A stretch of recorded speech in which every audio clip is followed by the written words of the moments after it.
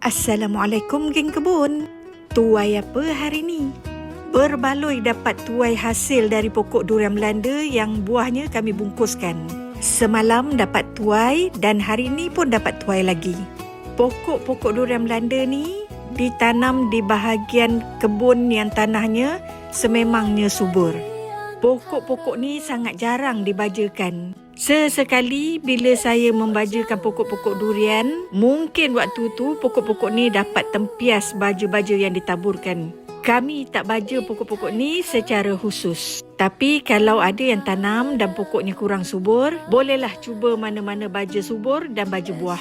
Kami juga tak kawinkan bunga pokok durian Belanda ni. Mungkin pendembungaan berlaku secara semula jadi oleh serangga-serangga yang ada di sini. Pokok durian Belanda ni dari bijinya, daunnya hinggalah ke kulit dan isi buah durian Belanda ni banyak khasiat untuk perubatan. Dari perubatan tradisional hingga perubatan moden. Mengandungi banyak nutrien.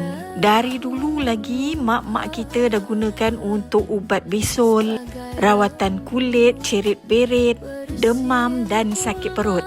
Ada juga orang yang cari dan makan isi durian ni untuk mengurangkan migrain dan untuk mengatasi masalah kencing tak lawas.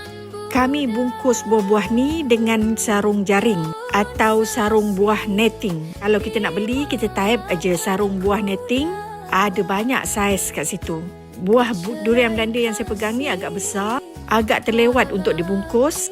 Tapi untuk mengelakkan daripada busuk dan rosak, kami bungkuskan juga. Sarung jaring ni kami beli mengikut saiz dan kami pilih saiz yang paling besar. Itu pun ada buah durian kami yang besarnya muat-muat sarung. Terpaksa dikoyakkan sarung net ni untuk keluarkan durian Belanda yang saiznya besar. Berbaloilah usaha membungkus buah-buah ni kerana hasilnya memang memuaskan. Tidak ada sebarang rosak pada buah ni.